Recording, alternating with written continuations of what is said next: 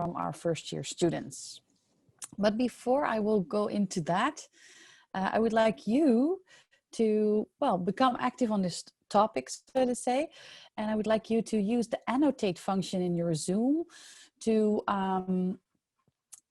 tell us how you would support self-study. Doesn't matter whether you're a teacher, policymaker, student, whatever function or role you're taking. Just think about how would you support self-study. And to be able to show us how you would do that, you first, of course, need to enable annotate. So if you go to view options, you get a drop-down menu which shows you annotate. If you click on that, you get this bar with all these options. You can write, you can draw, you can do all kinds of things. I think writing would be convenient in the sense that the next slide will be a blank slide and you can write on it, like how would you support self-study? So try to use the keyword or short sentence to do so. And that will enable us to see how you would do that. So let's all turn on annotate and go to the next. You don't see the view options yet. Okay. Martine, I don't top of your screen.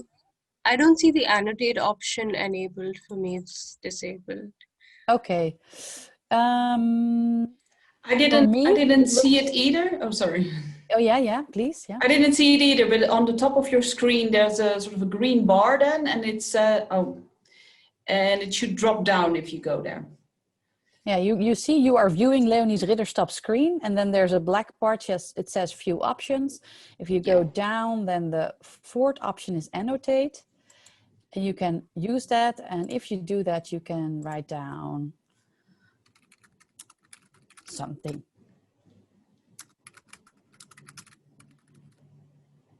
I think you can see my notes here now. Yes, and I can see more. Provide a clear goal of what they need to do. Yeah. So I'm hoping that everybody's able to do this, but if not, you can also use the chat. But it's nicer to do it on the screen, I think, because we can see each other's input.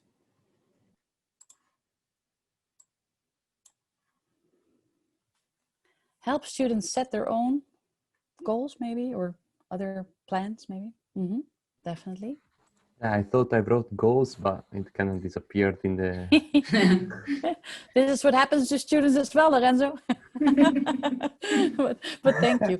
I'm not sure how to increase the letter size. That was one of the questions in the chat. I'm not sure, but what's on the screen right now, it's readable for me. So the first one is provide a clear goal of what they need to do. The second one is help students to set their own goals. Any other ideas on how to support self-study? Yes, goals is added to it. Great. Thank you, Lorenzo.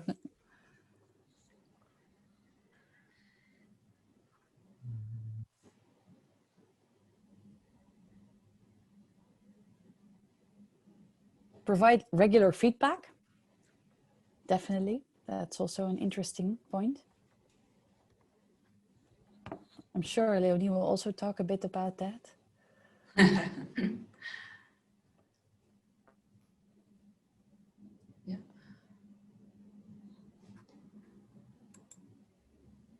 Anything else? Formative assessment. Yes, that's an interesting one, definitely. And there's... ask how they're doing once in a while. That suits the others. So on the chat, we have help students set their own goals and guidance on how to proceed with their goals. Yeah. Exactly. Help them monitor and reflect on their progress. Thank you for copying it, Manuel. I think these are all interesting options. Self-assessment. Let students discuss with each other, ask how they're doing, yes. Create a something. Feed forward. It's good to see there's so many ideas out there. So I think you definitely already are. You give it some thought, or maybe you experience it as a teacher or student, but it's good to see this. Provide timely feedback, definitely. Yeah. Format is on the format. Like it. Make students feel connected in one way or another, definitely. Yeah.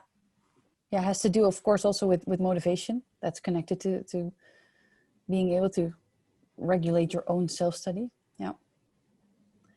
Make sure they're connected, yes. Safe place to ask questions. create study groups. Relates a bit to the discussion probably as well. But maybe also in terms of planning, right? So having moments to study. Help them co-regulate with study friends. Yeah. Hand in their work. Let them hand in their work. Yeah. These are great ideas, and I think a lot of it will come back in our presentations. Maybe some points will be a little bit more elaborate on than others, but please feel free to ask questions or add anything later on. Well, we have seen like what our thoughts are on how to support self-study. I want to go on and tell you a little bit more about how we try to do that, because from my perspective, self-regulated learning is all about being able to, oh, we should also clear the, Yeah, I'm not sure how to do that. I'm gonna, Could you please help me you out can- here? yes. Okay, you can go okay. on to the next one. Yeah. There you go. Sorry, guys. Self-regulated learning has everything to do with self-study from my perspective. That is, for me, it was how can I support self-study of our first-year students? Well, to stimulate them, to help them to become better self-regulated learners. So what's this about? We have some definitions on the slide, some concepts related to it on the slide. But the first most important is the definition. The proactive processes that students use to achieve academic success is a nice and broad definition of self-regulated learning that we can use here, because it shows that they have to be active, the students, and they have to take the lead in their own learning processes. And this theory has many different models to approach it, but in a lot of models, it's all about cognitive, metacognitive, and motivational and affective aspects of learning. So we already saw in our own ideas about how to support self-study that it's a combination of a lot of things, a combination of motivational aspects, cognitive aspects, formative assessment, feedback, working together, being connected. It's a process that's not only cognitive, it's definitely also motivational and affective. The model that I actually chose to use, because it's a choice, there's many models out there, is a nice and easy model. It's the model by Zimmerman. I think it might be familiar to a lot of our participants here today, but I'll walk you through it quickly because I heavily use this model for the application I created. So the first phase in this three-phase model is the forethought phase.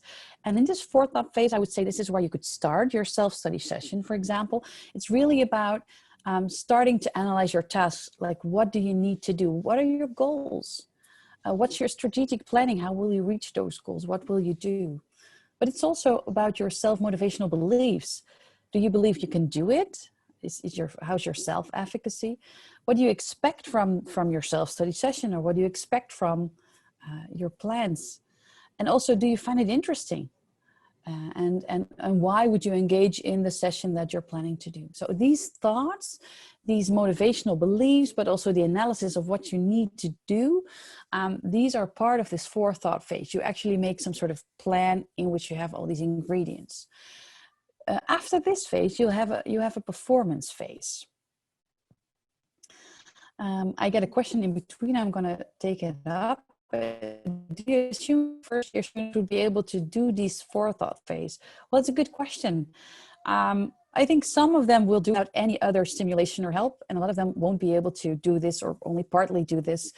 And I think there's definitely a reason to say you need to do this together. But that's exactly where these two projects that we're presenting today are focusing on. So I'm definitely make sure that we'll talk about it a lot more. So from this forethought phase, you go to the performance phase. And this is the phase, I usually say this is the phase where they actually go do it. So students will be working on a task. They need to self-control, of course, that behavior, instruct themselves, focus their attention, use strategies to perform a task, but also observe themselves, like what's going on and how am I doing? So in a lot of models, self-monitoring would also be mentioned as a process. It was already mentioned also in our short annotation practiced earlier on. So monitoring what you are doing would be part of this performance phase. From this performance phase, you would go to the self-reflection phase. And this is all about judging yourself. So evaluating, how did I do? And thinking about why did I succeed or why didn't I? What was causing it? But also, are you satisfied or not? And what could you do different next time? So that's also feeding back to the forethought phase again.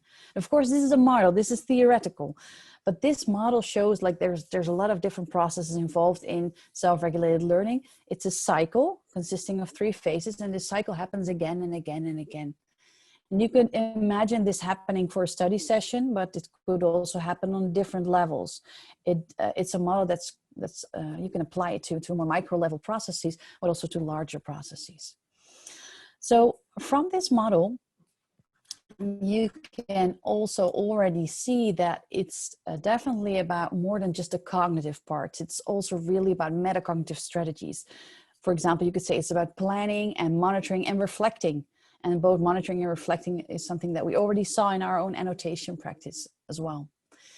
I just want to zoom in a little bit more on the strategies. And you could say, well, a lot of strategies are quite cognitive, right? So if you think about study strategies like summarizing or making keywords or self-explaining, it's about working with the learning material. But it's an important part of the self-regulated learning process. Unfortunately, we already know that students know little about study strategies in general, which ones are effective, the ones they would already use, and how to use these strategies.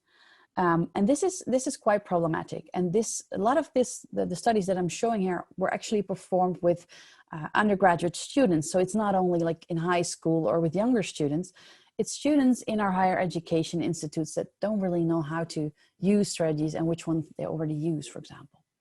But then again, how could they know if they're not taught, right? So if they don't get instructions on this, if they don't get help, like one of the questions that already popped up, do we need the help to help them as lecturers? Yes, probably we do need to help them. This idea that self-regulated learning is a complex process with multiple phases in which both cognitive and metacognitive strategies are important, just like also motivation and affective aspects. But I'm going to focus here on the cognitive and metacognitive aspects. That idea really led to the development of a mobile application. Already quite some years ago, I started this idea, and together with Cell, I was able to build the first version of the application in which we try to support students both on the cognitive and on the metacognitive parts of self-regulated learning. And this mobile application is called Ace Your Self-Study, and you can find it in the Play Store and in the App Store. And thanks to the Cell, but also to the Erasmus University, we were able to build a full mobile application that's still running. It's freely available for students. It's in English, and we would definitely like to invite you to download it. Normally I would do a short walkthrough, but I know that this usually takes up so much time that I'm not going to do it today, because I also want to have some time for the other project and I want to hear your input as well. But please feel free to download it.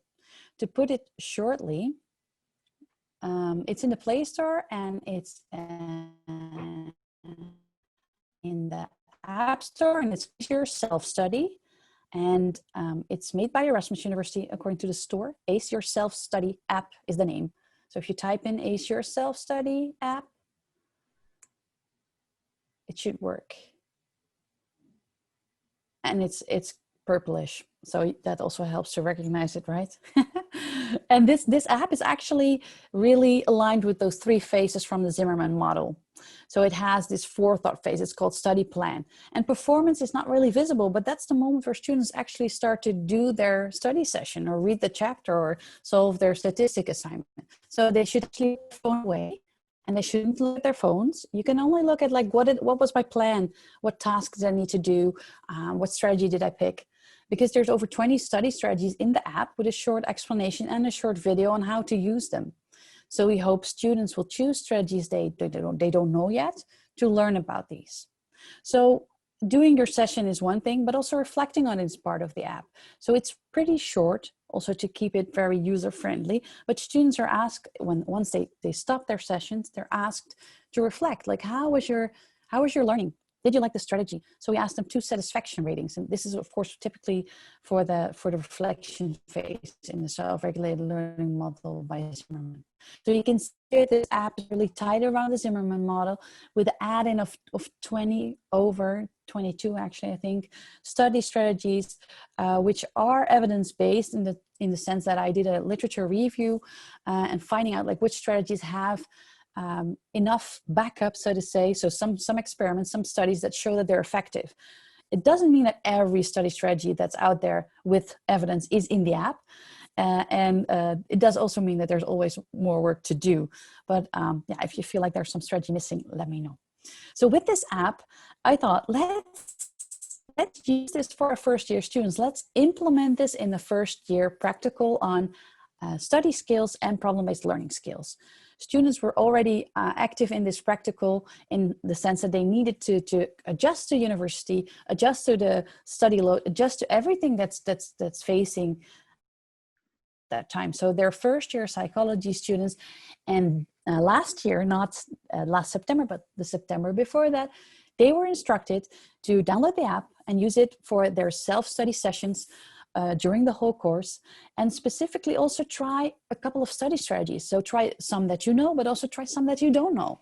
So get them to use several strategies, get them to discover and explore a little bit. So we had an assignment that tutors explained to the students. Students could freely download the app and start using it. And of course, we could take a look at their data and see what happened. So we'd like to briefly share that with you.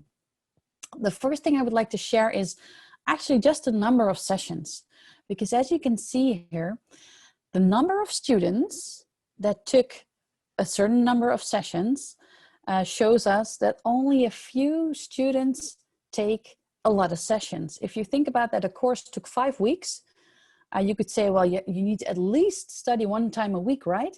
Well, if you look at the app use, that wasn't the case. So it seems that students, they did use the app, and some of them took quite some sessions, but a lot of them, most of them, just tried it out once or twice and then apparently didn't use the app anymore. So the frequency of the use was a lot smaller than I hoped, of course. The next thing I wanted to look at was, what did they do when they actually used the app? So my goal was, of course, to see if they would use different strategies compared to the ones they already know. And we know that they are usually familiar with note-taking and summarizing. And these are exactly the 2 biggest chunks in this pie chart as well. You can see that note-taking was very popular and summarizing was popular as well. There's also some other strategies in there. So you see some variation, but it's not that big. So although we had an assignment and students were actively interested to use the strategies, to try stuff out, it's still hard for students to try out new strategies. Apparently they have difficulty with doing that. So of course we wanted to also check off some practical stuff. So on the next slide, you can see, yeah, thank you. You can see if they found the app easy to navigate, because that's also important, right? That could be a good explanation for example, lower number of sessions, etc. But they were quite happy with it. Of course, there are students who would not agree with the statement that the app is simple to navigate, but a lot of them did more or less agree to that. So I wasn't worried about this. And the next one is also a bit checking off, like, is everything okay with using the app? Is asking them, would you recommend this app to your fellow students? And here you already see it looks a bit different. The students who would say yes, that's not such a big proportion. I'm not unhappy with it, but a lot of students are like, oh, I might or might not, or I won't even do that. I'm not going to recommend this.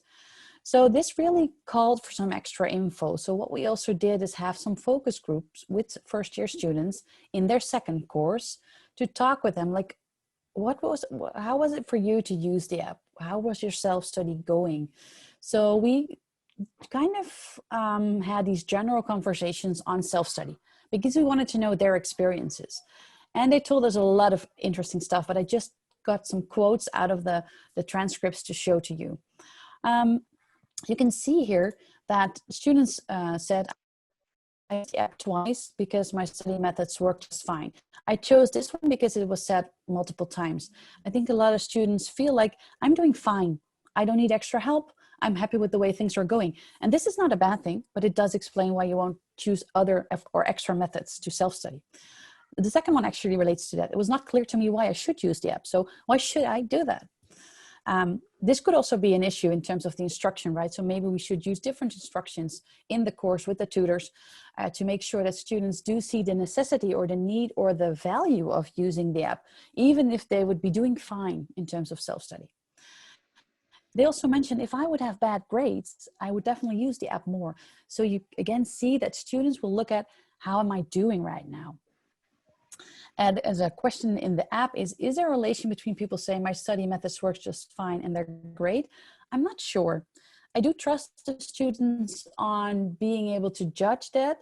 On the other hand, with a lot of other teachers, we discussed these results as well, and they told me it might be interesting to use this app in the fourth or fifth period, fourth or fifth course. So that's about December, January, because then students got their grades of the first two courses and they might find out whether they're actually doing all right or whether they would need some additional help.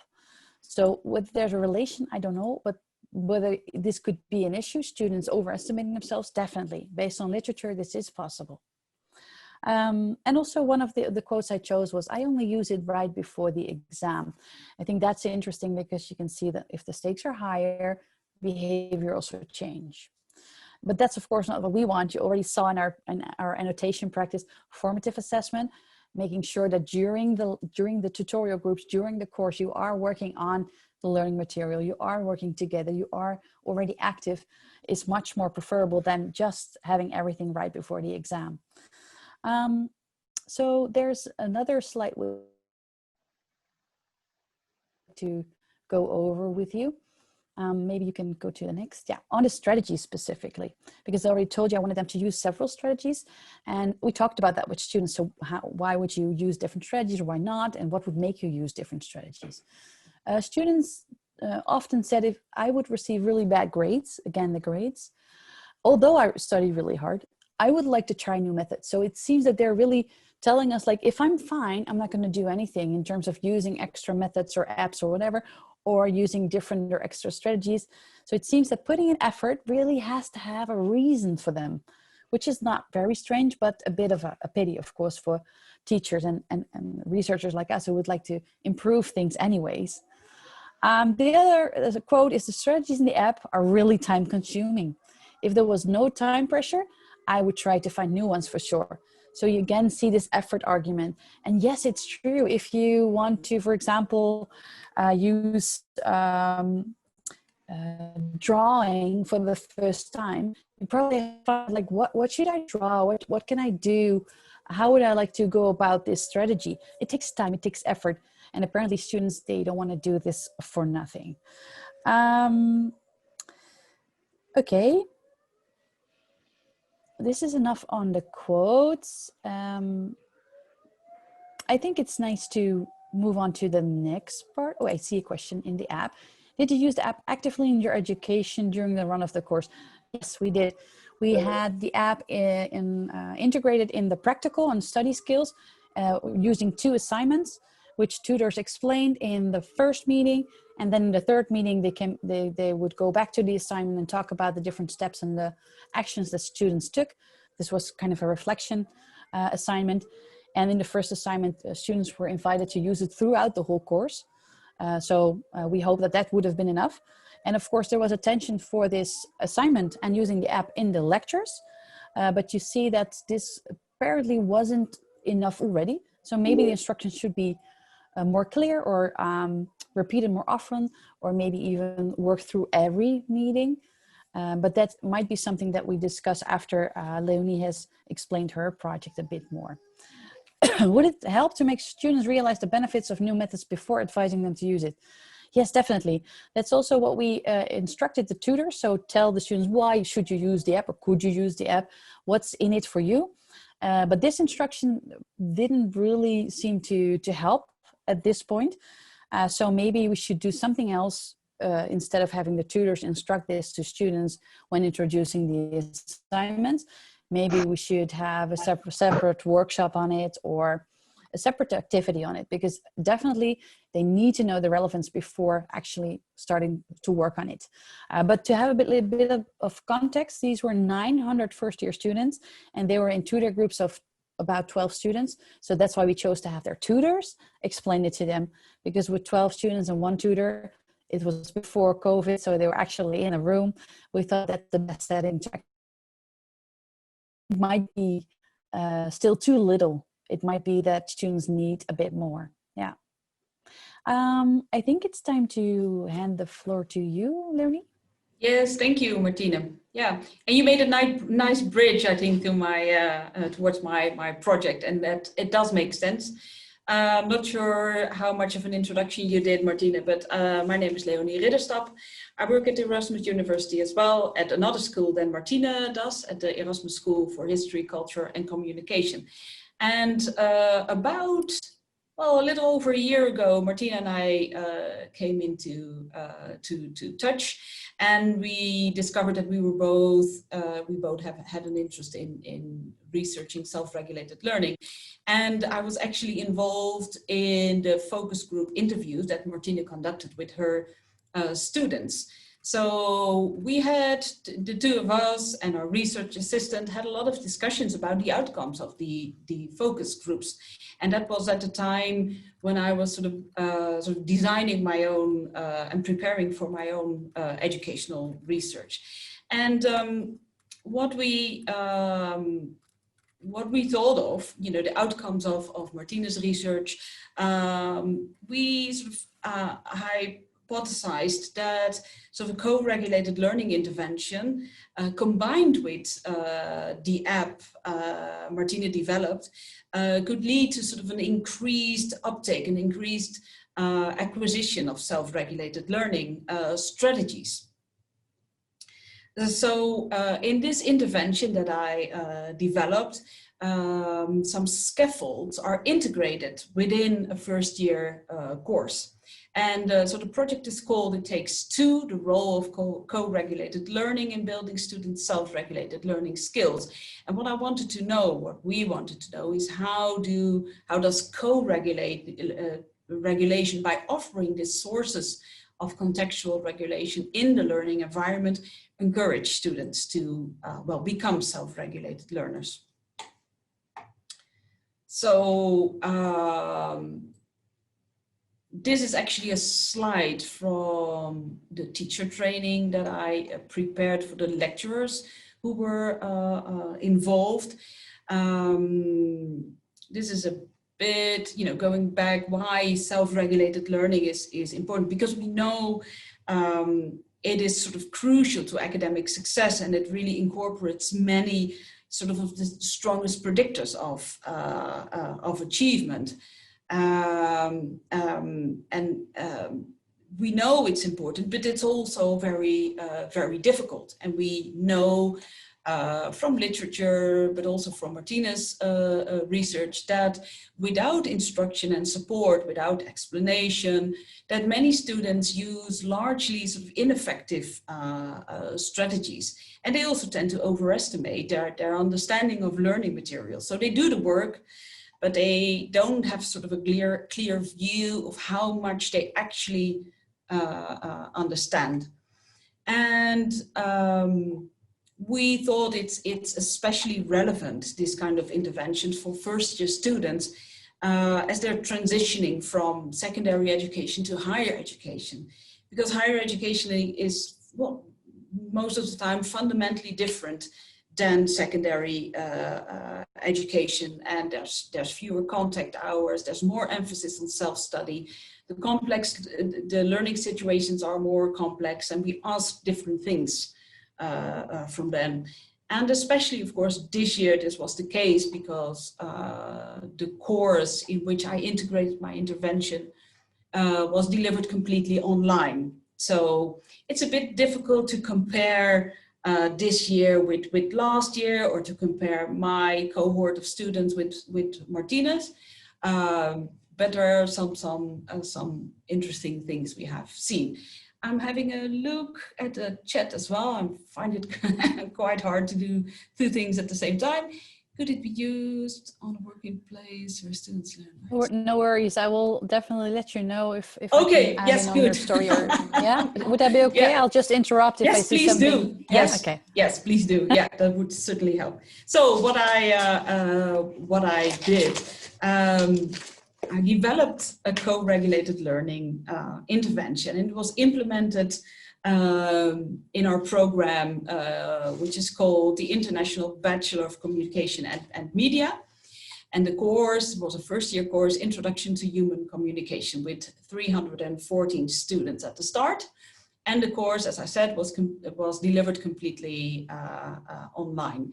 So what is co-regulated learning? There's many opinions there, of course, as well, and it depends how you look at it. What I did is, in my intervention, co-regulation refers to how students regulate their learning in interaction with others, such as more advanced others as like a teacher.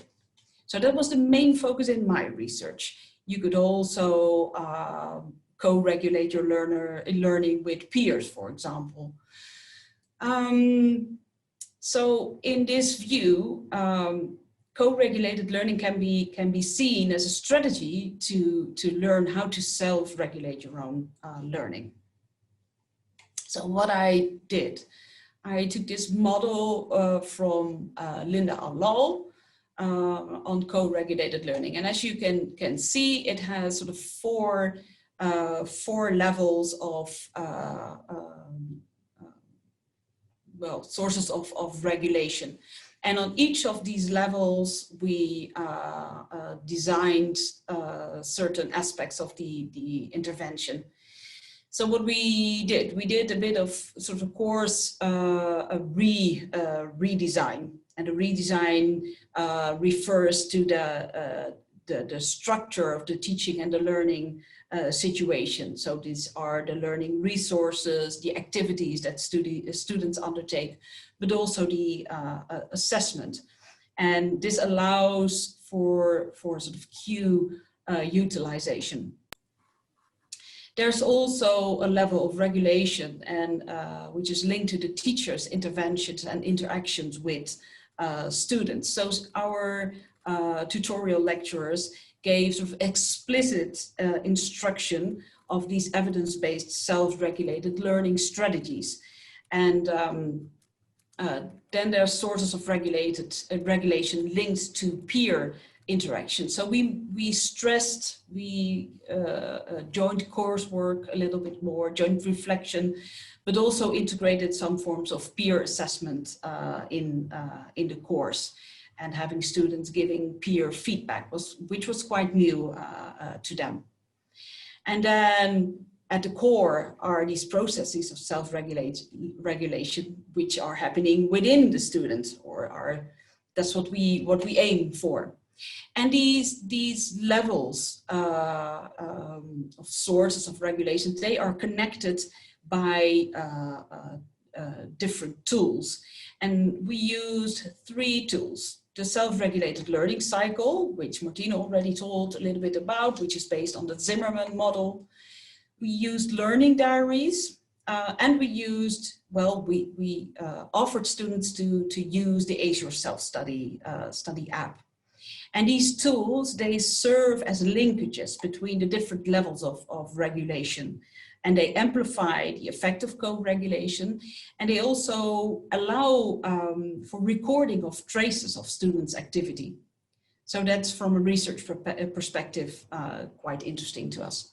So I'll tell you a little bit more about the tools in the intervention. So these tools are supports or scaffolds built into this course on Introduction to Human Communication.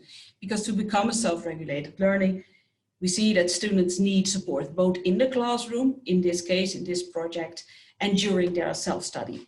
So therefore, these 3 tools are built into the course, and I'll go over them quite quickly. So this is the same self-regulated learning cycle as Martine showed from her project, from Zimmerman, only this is sort of translated for students. And it's translated in the sense that we ask them to use this cycle every week when planning their learning, their actual performance phase, and to self-reflect. So it's a bit translated in the sense that it's a sort of a stepwise approach. Okay, if you use this learning cycle, what should you be doing? How does it work? Then we implemented a learning diary, and we asked students to fill out an online learning diary each week of the course. And this learning diary, again, is based on the self-regulated learning cycle, again, to make it really sort of recognizable to Léonie, students. Yes. There might be a good question in between. The question is, how can the students measure their performance? Yeah, that's a good question. I'll really sort of go, let me see, trying to go back. Yeah.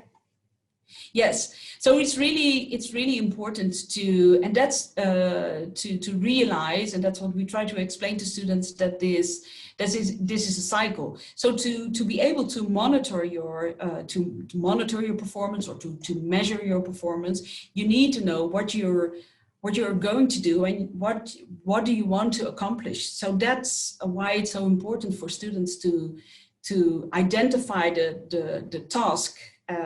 And sort of read carefully what the task actually is, because it does go wrong there sometimes, and then formulate their learning goals for this week. So have a clear view of, okay, what is asked from me? What am I supposed to do?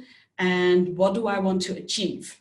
What am I going to focus on this week? And then in this forethought phase, plan and select what are appropriate strategies to perform this task. What am I going to actually use?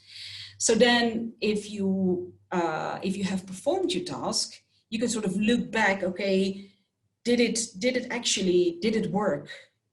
Did it work for me? Was this did I spend enough time on the task? Did I use the right strategy? Did I actually achieve my goal? And it is quite hard, of course, for students, because you do, and I think the feedback, the peer feedback, the instructor feedback, but also the feedback you receive from assessment, assignments. Students really need that to judge if they actually managed to perform. Let's see, yeah. There's something in the chat again, yes. When you don't know whether a learning strategy will work, why invest time and maybe fail because it doesn't fit? I think the biggest hurdle is not knowing if a certain strategy actually will work for them, but still has a chance of failing the course because learning strategy is not one of the objectives. Yes, that's an interesting point, and I think that's what we see, that is one of the hurdles. Of course, we stress in our explanations to students that these are sort of evidence-based strategies. So we know what works and we know what doesn't work. So for example, what we did in our intervention as well is that we explained to students, okay, a lot of students use the strategy of underlining their text and do a lot of rereading. And you can do that, but it's very time consuming and not that effective. And what we also try to do in my intervention, sort of we helped students a little bit when they had to do assignments. The tutorial lecturers sort of handed a few of these strategies to them. So in this case, when you're writing a paper, this and this is a good strategy. But I agree, they don't know if it really fits their preferences, and it's new. So it does take time and effort to invest in getting to know a new strategy and try it out. And in this first year, in this first term, there are already so overwhelmed with what's going on, with studying at a university, getting to know each other, trying to get a feel of what is expected from them, reading all of the materials, writing papers. So they are already overwhelmed. And that makes it really difficult indeed to start using or to be inclined to use a new strategy. Yeah, that's exactly what a hurdle is.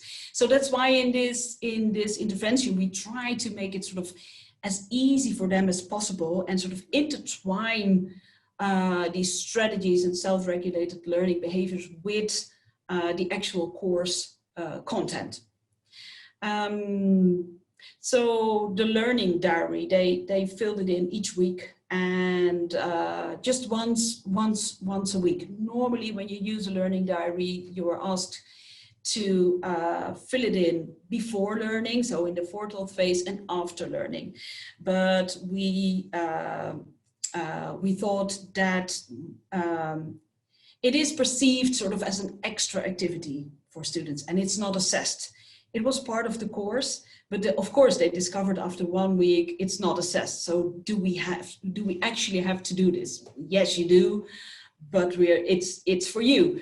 So that's why we chose to have them fill it in just once a week after learning, and then looking back, what was your objective? What did you do? Which strategies did you use? Did it work? What went well? What didn't go so well? And what do I want to do differently next week? And when Martine was presenting, I just realized that in your study, Martine, you asked students about the strategy used, the strategies that are actually in the app. And what I did in my learning diary, I also asked if they use sort of the ineffective strategies like underlining, rereading. So I have not been able to analyze the learning diaries yet, but it will be interesting to see as well, because I asked about this use, but I didn't tell them, of course, okay, again, this is not useful. So we'll see what they actually did there. So in addition to these learning diaries, they did it online as they did we also offered them to use the Azure Self-Study app, and they were given a bit of instruction and explanation by the course tutorial lecturers. And what we have seen, so this was sort of a complementary app to use for them. And we saw that quite a small percentage of students were sort of inclined to actually use it. We didn't collect data from the trace data from the app. We just asked them, did you use it last week? And at the beginning of the course, about 23% of the students used it, but it decreased a little bit over the weeks. So there's some things going on in the chat, but I'll wait for a cue for Martine if I have to address something. Okay, so a little bit more on how we sort of implemented this. What we did in addition, especially since this was an online course only, I developed some additional materials, both for students and for the teaching team. So I recorded a few short videos about regulated learning. What is self-regulated learning? Why is it important, and how do you become a self-regulated learner? I also made, you see it at the right side, an infographic with an overview of the intervention and the things students are asked to do, and what is actually helpful and what is less helpful. So what doesn't work really, really well. There was a lot of information in the course guide for them, and also on Canvas, our electronic learning environment. So for the teaching team, I I provided them with quite some background information about self-regulated learning and the intervention, of course. I developed teacher training, a 2-hour teacher training for them to introduce them to the topic and discuss with them what was, what was asked from them. There are quite some teaching materials for the tutorial groups as well. So we had 6 tutorial lecturers, and they all used the same sort of slides, each way's PowerPoint slides for their tutorials. So each week we had a sort of meeting with the teaching team, and of course I scanned the learning diaries from the students, and we adjusted the teaching materials accordingly. So if we noticed that students were sort of struggling, or they asked specific questions to tutorial leaders, we paid some sort of extra attention to it in the tutorial slides, with explanations about using the strategies, or how to also about sort of resource management strategies, how to study. And then this is also, of course, a research project. So what we did, I developed a pre and a post-test questionnaire for students, asking about their study behaviors. They filled in the learning diaries. So the learning diaries had sort of a dual use. It's from one point of view, it's part of the intervention, aiming to stimulate self-regulated learning behaviors, and at the same time, at the other side, it's a measurement instrument as well. And I'm going to use them to do more of qualitative analysis of what students are doing and how they are experiencing this course. So this is already collected. What I am going to do after a bit of analysis is also have a focus group interview with the teaching team, how they have experienced teaching this course in a new way, because quite a lot of these teachers have been teaching the course for some years now. They're a bit able to see if there's any differences. So there's still a lot going on the chat, Martina. Is there something I need to respond to? I just to not interrupt you, because it's also about secondary education and when should we start, right. And the last parts are more on the start of the whole process. So why would learners learning? So it's also about the motivational beliefs in the first parts of the forethought phase. So I didn't want to interrupt you with that, but yes, it's going on in the chat. So I guess it's best to just have that on 2 tracks, or would you like to include it in your? No, it's fine. I just saw on the left side things going. It's we thought we might discuss this in the last sections if we hurry up and have a bit of discussion about it. So we can include it in the discussion, yes, indeed. So I'll go through the next slides really quickly, because we have done a bit of analysis on the pre and post test questionnaire. It's really fresh, so it's new information for me as well. So these are the number of participants of the questionnaires we could actually use, which is about a little over 10%. I thought it was really low, but I discussed this with Martina, and she has sort of a similar experience. So that was a bit of a relief. Oh, sorry. So what we have seen, what were sort of very preliminary sort of positive outcomes of when we look at the pre-test and the post-test, and we see that students, over the course of this first term course, they become a bit more confident on their ability to successfully study the learning material. for their future courses. So that's really a positive thing. Of course, we're happy that this is happening, of course. And then also there's some items in the questionnaires about metacognitive self-regulation, which is, you know, one of the things we were sort of eager to look at and see that there's a significant improvement in their self-reported metacognitive self-regulation. So we were happy to see that as well. What we didn't see, we did not see significant changes on the other skills we asked them about.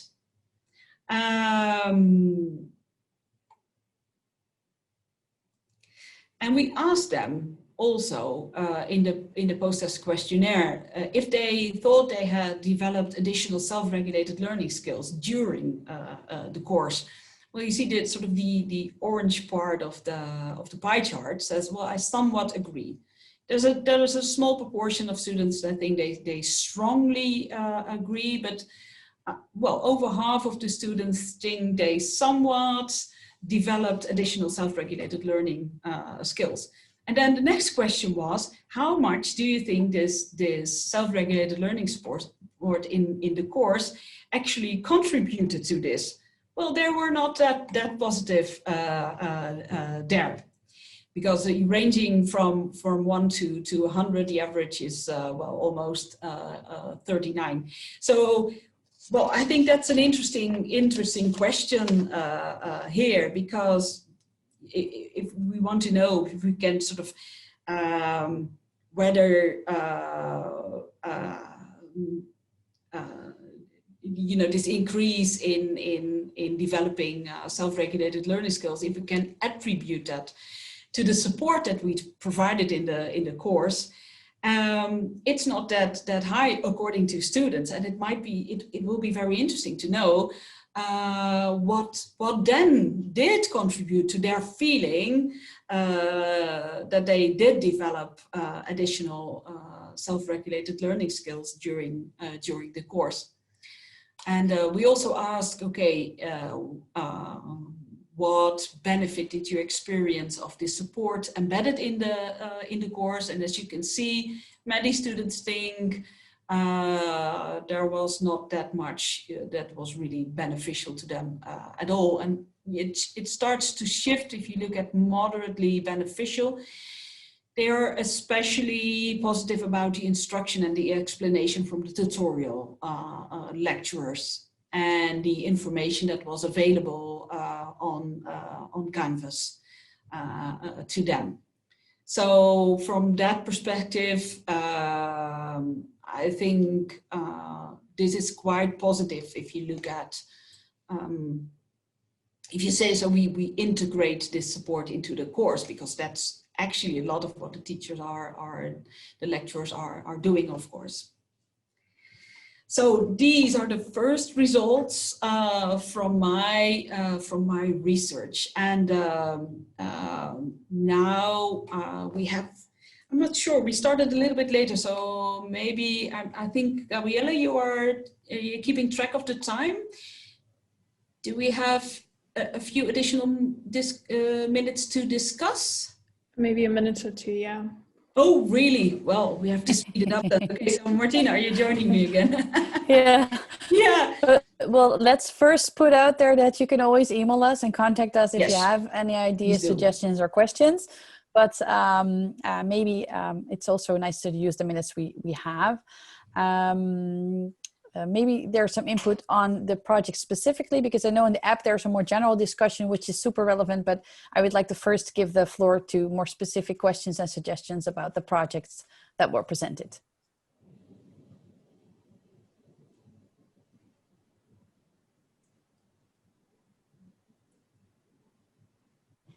And otherwise we have 2 discussion points we can also introduce, but is there somebody who would like to react on what we have presented?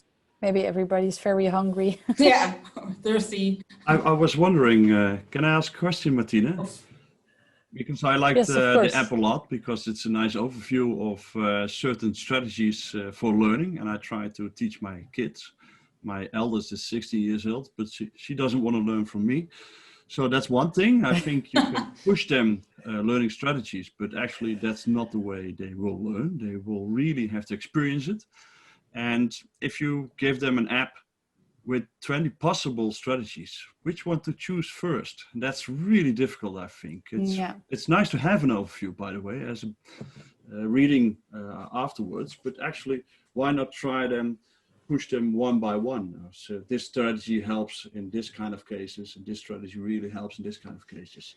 Is that maybe a way to work with this? I think it's super interesting. I think in general, the motivational. I've got this book, it's written by one of the students I know, but actually it's always on hindsight. On hindsight, they know, but before they should. Yeah, but that's actually one of the things I would like to, maybe in utopia, I would like this to be different, right? So there's quite a lot of things about which we would say, you just have to experience it. And once you've experienced it, you know it. But I would like to be able to stimulate and support our students a bit earlier. I would like to help them along the way. But having said that, I agree that the motivational aspects are difficult. And maybe especially with adolescents, it's not that easy to say, go do this. This is good for you. Because then they'll be like, yeah, I'm just going to do whatever I like because I know this better than you, daddy, mommy, or teacher. So I think this is in general an issue that also means, I think, that we should also take into account these more emotional and motivational aspects when trying to intervene or support self-regulated learning. More specifically on maybe chopping it up or chunking the strategies and presenting them a bit more structured. I think that's a wonderful idea. And what we try to do in the app is that in the first question they actually get when they start planning their session is, what type of task are you going to do? Are you going to read, writing assignments, solve problems, or preparing for an assessment? Because we use that kind of to structure the strategy. So for text, you get the set of strategies for reading text that would be suitable for reading a text. And if you choose problem solving, you get a set of strategies that's suitable for that. But I still think this is a bit too hard for secondary education, probably. I haven't investigated that. I'm working on it right now with the school to try and see what do students already understand and find useful and what not. But for higher education, I think the division between reading a text, problem solving, writing, and assessment is kind of okay. It kind of works out. Students didn't really struggle with that or complain about that during the focus group interviews, and it helps them along. But still, there's a lot of self in the app, but also because I want it to be a self-regulated learning tool. And maybe that is a bit too much for some students. Yeah, there's definitely some room for new explorations there. Yeah. Yeah, I think it's a little bit too much for a freshman. So for first years, really coming from school, and I think still you are the juffrouw or the meester, and we're not a coach, we're not ones who they can learn from, but they will grow into it. So yeah. I always believe in 1 or 2 years they grow into becoming well, a more adolescent student, and they really are intrinsically motivated. Why are they here? Yeah. Depends. Always there's a wide, broad range, by the way. So it's not one type of all. So it's impossible. Yeah, and it's definitely, I think, an interaction between what's developing, what's going on already, but also giving them the tools, because the cognitive part, there's lots to learn, which our students apparently don't know yet. So I think we should try to teach them to accompany that development. But having said that, I'm going to take a bit of a bold step here. I got the question to really wrap up now because our host wants to take us back to the main session. So please feel free to email Léonie, myself, to provide suggestions, questions, or other interesting thoughts. Thank you so much for being here, listening in and asking your questions and providing your suggestions. Thank you so much. And Gabrielle has put the link for the main stage in our chat. So if we click on that, we can just go back to the main stage and see what Marcus has to say to us there. Thank you so much, everybody. Thank you all.